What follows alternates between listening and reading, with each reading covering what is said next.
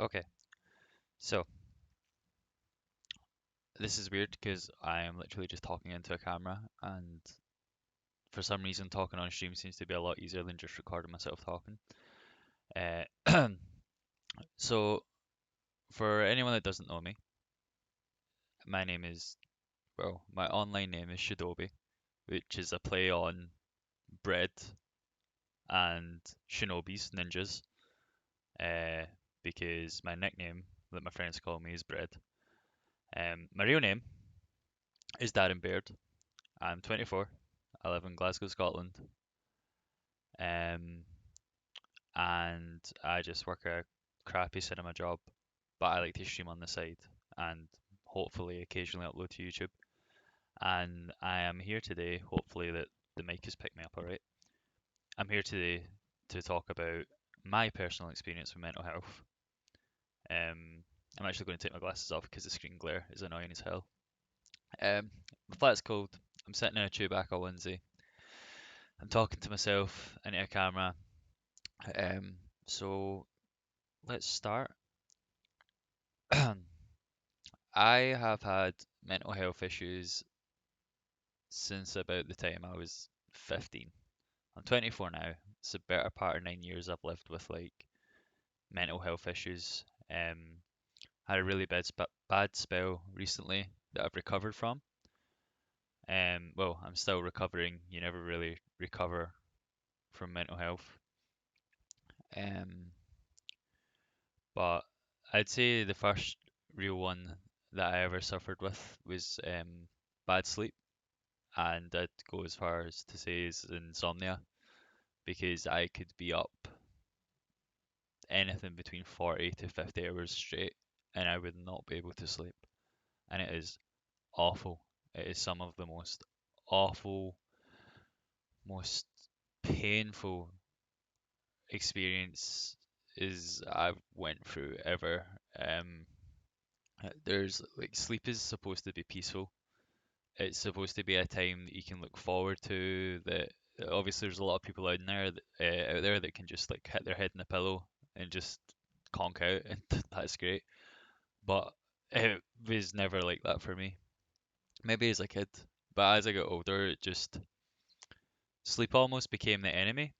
Not um not deliberately, but it I just found myself worrying more and more about all this dumb stuff.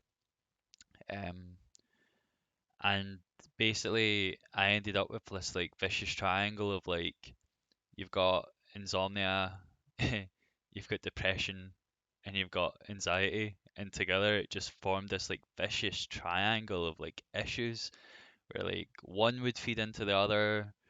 Uh, you're anxious, so because you're anxious, you're not sleeping. Because you're not sleeping, you're just you feel horrible. You just feel, oh God, it's excruciating. It's so hard to describe because when you're feeling anxious about all this stuff, but you could be feeling anxious because you're depressed, but then because you're feeling anxious, you're not sleeping, then because you're not sleeping, you're even more depressed because when you find yourself physically and mentally exhausted and you go to lie in your bed and you think to yourself, thank God, the day's done. I made it for another day. I'm exhausted. And you lie there. And it's dark, it's quiet, it's peaceful, but you lie there. You keep lying there. You could, your mind could be blank. It could be rushing at 200 miles an hour. You could just be counting sheep or anything. But you just find yourself lying there. And then you check the time. 5 minutes have passed. 10 minutes have passed. An hour's passed. Now at the time when I was 15, I didn't know anything about like sleep hygiene and like ways to combat it and everything else. So I'd find myself up until like 4 or 5 in the morning just tossing and turning, like trying to sleep. Um, and it was just hard. It was really hard because you'd eventually get to sleep and not even realize that you fell asleep. But it's when you wake up, you've woken up and you just think to yourself, no, I don't want to wake up. I don't want to wake up right now. I, how long have I slept? I've been sleeping for God knows how long, and you just feel this absolute wave of exhaustion come across you, and same you're in school as well, and you're getting up at 7.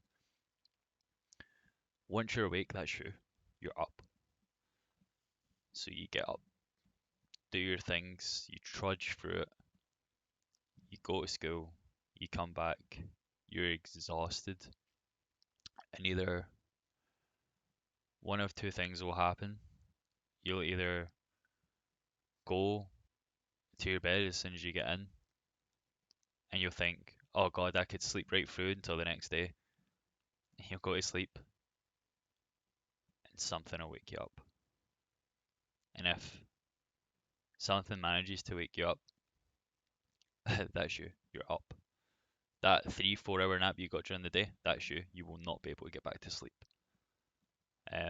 If you are lucky enough to get like a good like 4 or 8 hours, well, 4 or 8 hours, you're grateful for any sleep you can get. I just remember some of my days would merge together so much because of the time that I'd spend awake. As I got older, I'd be finding myself spending like 30 plus hours awake and about 5 less sleeping. If I was really, really lucky and I had properly like drove myself into an exhaustion, I could get like 12 hours. But if I got 12 hours, I didn't. I woke up with the sense of like maybe physical refreshment, but mentally, I was terrified because I had realized I've just got a lot of sleep. When's the next time I'm going to be able to sleep again? And you just sit there and you think, I just need to get on with it. You you get up, you go about your day, and it comes nighttime, and you're not even tired. You're just fully awake. And it gets to the point where you've struggled with sleeping for so much that you stop trying. You just give up. You don't lie in bed for hours on end. You don't toss and turn. You just stay awake. You just do things. And living in a household with your parents at the time, look at me, tired. Um, there's only so much you can do. And for me, that was sit at my computer. And obviously, again, back then, the whole like blue light thing, I had no idea. I was just a teenager.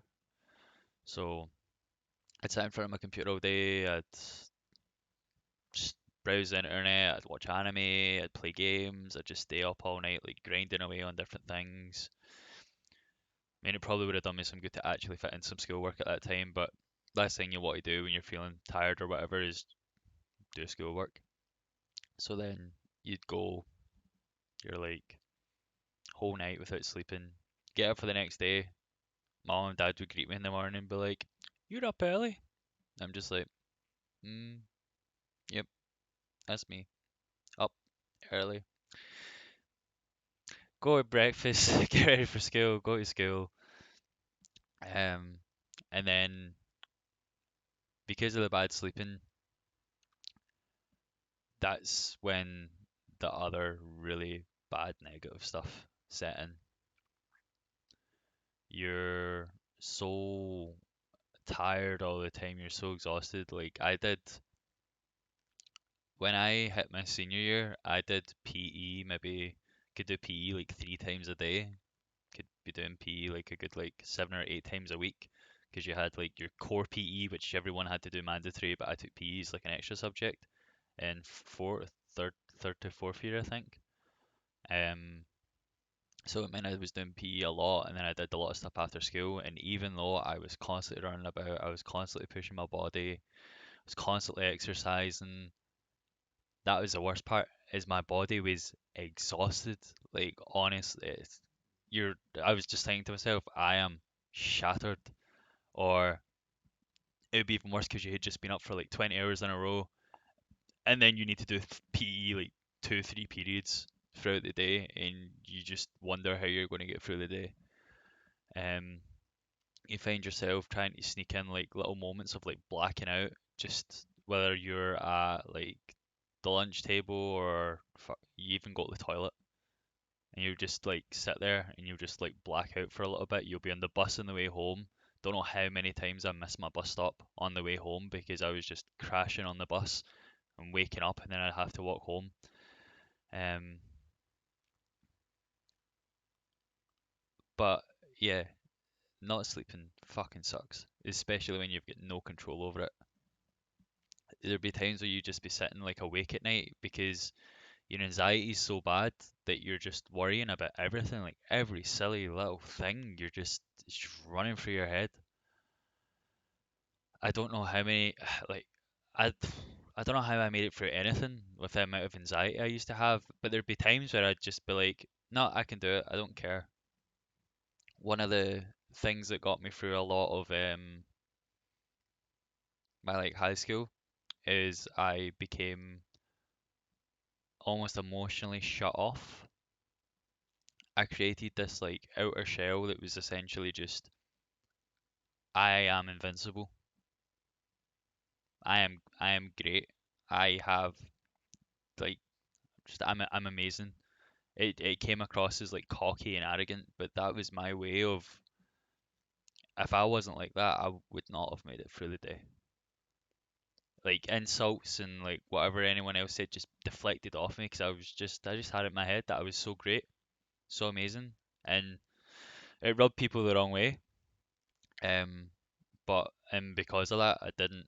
There was some decisions that I made that probably would have been better off not being made.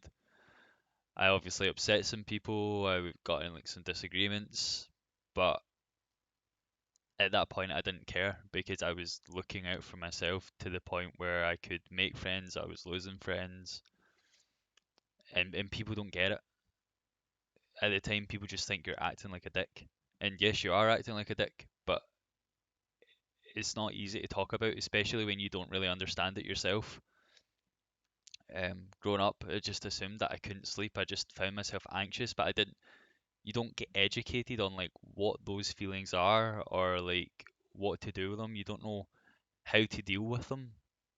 Like why you feel that way. Like there wasn't really a lot of help at that point. Um, the most I could try and do is get like help for sleeping. Um, and I was lucky enough at one point. Uh, I did go to my doctors when I was like 16, 17, and they prescribed me like sleeping tablets. And the sleeping tablets, whether they were like it was like placebo or what, they KO'd me. And I finally got back into like a sleeping routine, and again without knowing like my sleep hygiene and everything else get fixed. So that kind of like solved like one part of the problem. But the thing about when something like that gets fixed is it's never gone. You just need to live with it. It can come back at any point. Like I'm still so susceptible to bad sleep that I need to be in a routine, and even when I am in a routine and I am sleeping, I wake up constantly. I can I'm very prone to like bad dreams that force me to wake up. I I'm tired permanently. I'm always yawning because I can't remember the last time that I just went to bed, slept through the night, and woke up refreshed. Don't know what that feels like. Can't remember the last time I woke up thinking I feel pretty good. Um, but yeah, time's dragging on. Whether people watch the video or they don't, um, I was kind of rambling a little bit. I didn't really go into like the best detail because I don't want to create an absolutely long video, so it will be kind of like broken up. This was more about like bad sleep and insomnia. Um, if this video receives like a good kind of like feedback, if not, um, then that's fine. The next video will either be about anxiety or depression. as a whole. But one of the, I'll leave on this. One of the toughest questions that someone asked me when I was going through a hard time, and you don't realize like how much it affects you until someone asks, was literally just, "Are you okay? Are you okay?" Because when you're so busy, stuck in your own head, dealing with everything else that you've got going on, whether it was like bad sleep or whether you're depressed or anxious, you know you're not okay. But when it actually came to basically like just down to the cut and dry, are you all right? I couldn't couldn't voice it. I just I was forced to confront everything as a whole, and yeah, that can be quite powerful. So if you think someone's acting like a wee bit strange or a wee bit out of character, don't don't jump at them right away. Maybe talk to them, take them aside, especially if you know them really well, like because you never know what's going on inside, like behind closed doors. You never know what's going on inside someone's head. You don't know what someone's dealing with. Um, I'm guilty of it as well. Like people are very, very quick to like judge, and you don't always know the full story. Um, but like I said, the video's dragging on. Thank you for taking the time to watch it.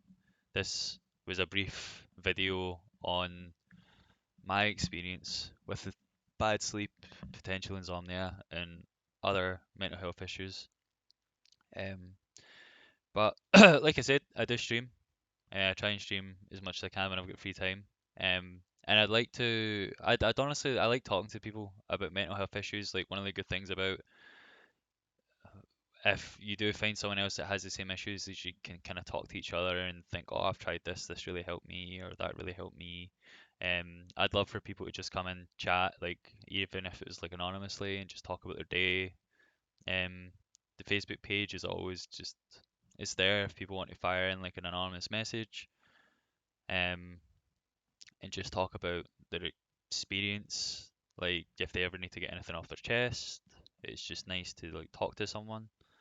Um, I'm no therapist, but I do like listening to people. And yeah, just make sure you talk to your friends, make sure they're all right. But thank you for listening. Welcome to my TED Talk. Goodbye.